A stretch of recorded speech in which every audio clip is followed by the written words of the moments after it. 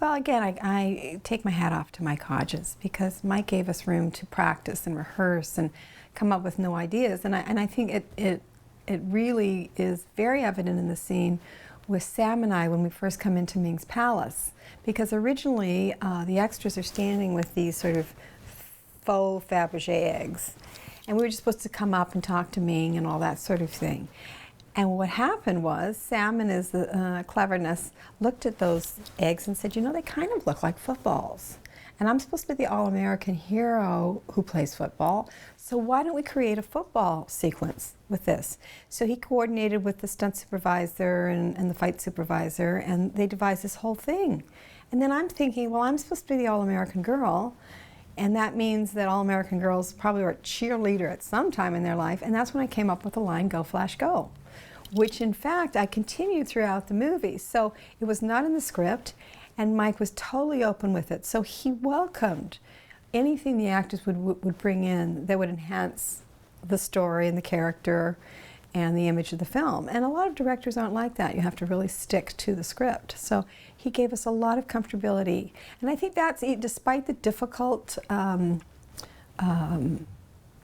difficulty and the stress of working sometimes those hours and under those conditions, the fact that Mike allowed us to be actors and he trusted us enough to be able to do things, just sort of that affected the set and everybody's experience as an actor. So when we were working, we were pretty happy.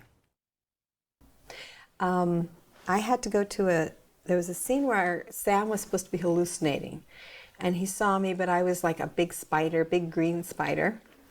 So I had to take time when I was not working to go to a dentist, and they had to do a thing, so I had vampire teeth, and the scene came, and the set was exquisite. It was like this sparkling kind of green and black spider web that they were going to place me against and all that, and I was covered in green from head to toe, and this amazing green sparkly outfit plus these teeth, right? So I'm sitting there all day being green, and I'm sitting, and I'm sitting, and I'm sitting.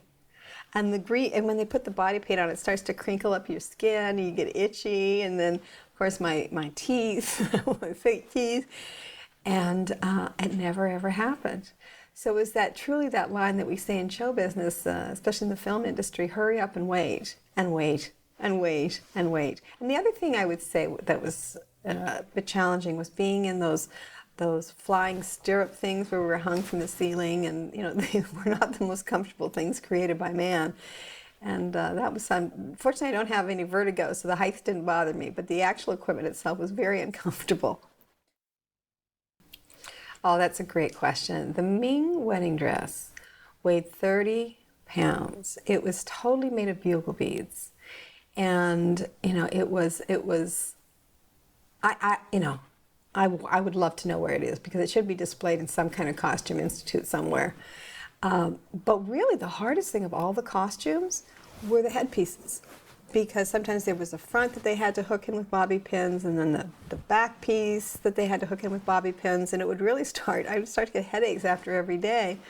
And there's a wonderful scene in the outfit when I was in the orange outfit when I was doing flips. That wasn't me, by the way.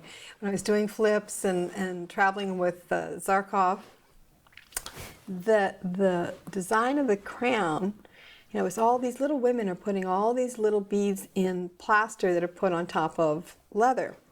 So you can see it, if you really want to study the film, the sequence of shooting, because with the weight of it, as the scenes went on, it started to tip further and further down. So sometimes you'll see a scene where it's down like this, and then you'll see another scene after that where it's up like that, and you can see how they edit the movie.